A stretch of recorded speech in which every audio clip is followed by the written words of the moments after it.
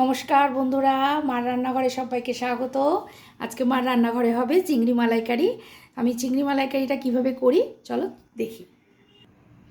এখানে নিয়ে নিয়েছি চিংড়ি মাছ। আমি আমার প্রয়োজন মতো চিংড়ি মাছ নিয়ে নিয়েছি। এর মধ্যে নুন হলুদ মাখিয়ে নেব। এদিকে কি কি মশলা নিয়েছি দেখো। পেঁয়াজ নিয়েছি দুটো, মিডিয়াম সাইজের পেঁয়াজ কুচি কুচি করে কেটে নিয়েছি। টমেটো নিয়েছি আর লঙ্কা নিয়েছি। এখানে নিয়েছি পোস্ত আর সর্ষে, সাথে আছে ধনেপাতা।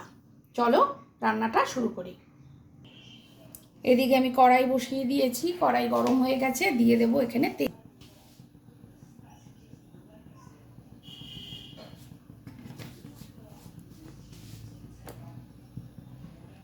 তেল গরম হয়ে গেছে, দিয়ে দেবো এখানে পেঁয়াজ।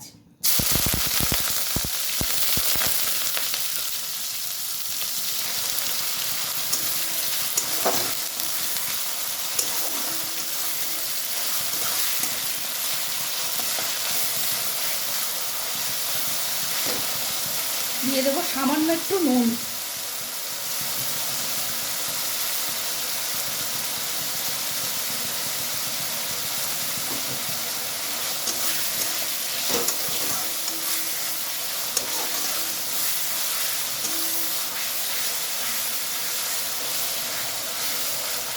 এরপরে দিয়ে দেবো টমেটো আর কাঁচা লঙ্কা।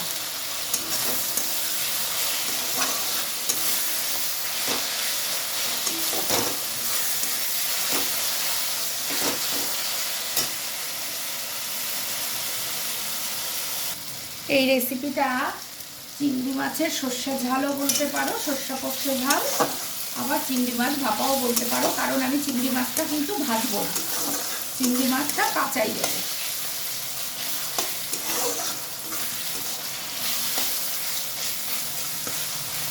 নারকেল বা নারকেলের দুধ দিলে আমার খুব অ্যাসিড হয়ে যায়, ওই কারণে আমি নারকেলের দুধটা ইউজ করব না। এর মধ্যে দিয়ে দেব পোস্ত আর সর্ষে। আমি এখানে কালো সর্ষে ইউজ করেছি।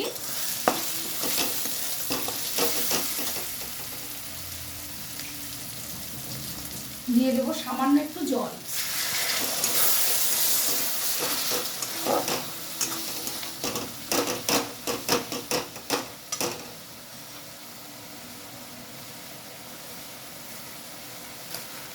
দিয়ে দেবো প্রয়োজন মতো হলুদ,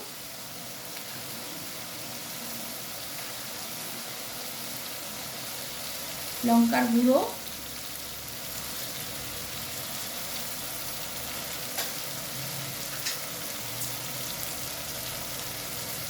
স্বাদ মতো নুন,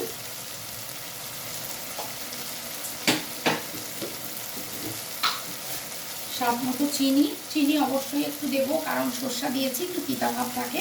যাদের চিনিতে সমস্যা তারা এটা স্কিপ করে যেতে পারো। আমি একটু চিনি দিলাম।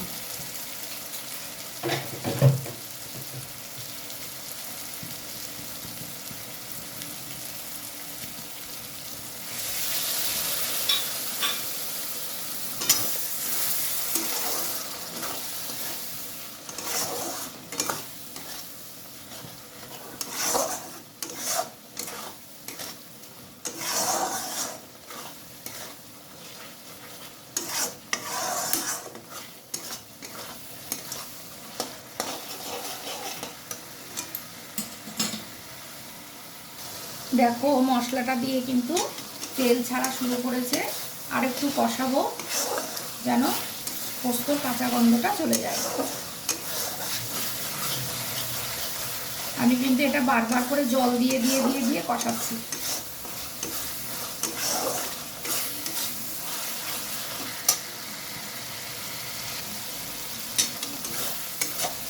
মশলা কষানোটা কিন্তু একদম রেডি। এবার আমি এটাতে জল দিয়ে দেবো।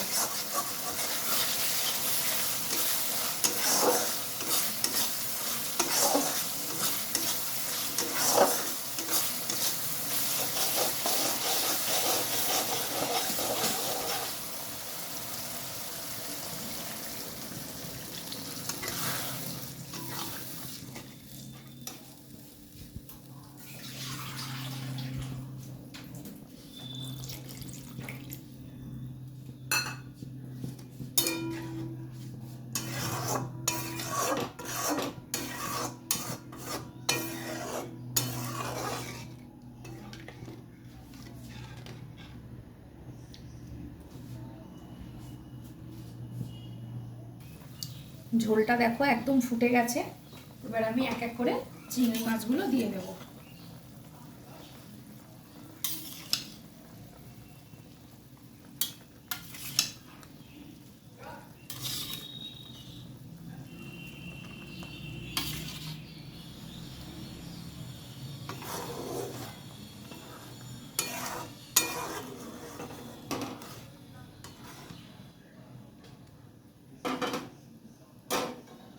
দিয়ে দেবো ঢাকনা।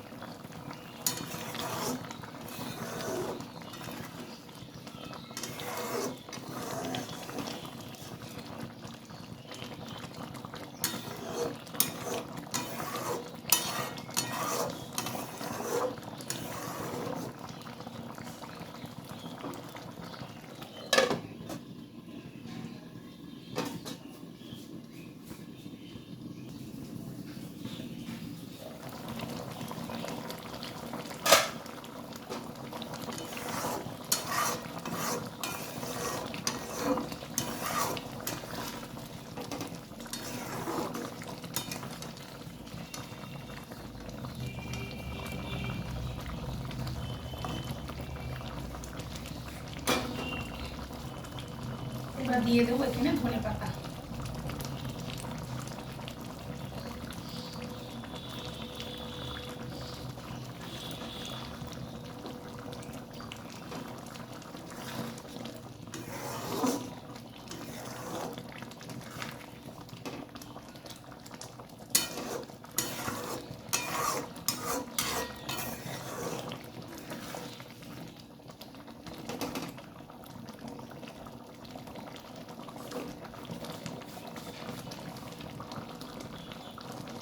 চিংড়ি মাছের সর্ষে পোস্ত ঝাল রেসিপিটা আমার কমপ্লিট। আমি গ্যাস অফ করে দিচ্ছি। দেখো একটা প্লেটে বেড়ে নিয়েছি। রেসিপিটা যদি ভালো লাগে তাহলে সাবস্ক্রাইব করে পাশে থেকো, লাইক কমেন্ট করো। টাটা, দেখা হবে আর একটা রেসিপি নিয়ে অন্য একদিন। তোমরা ভালো থেকো, সুস্থ থেকো।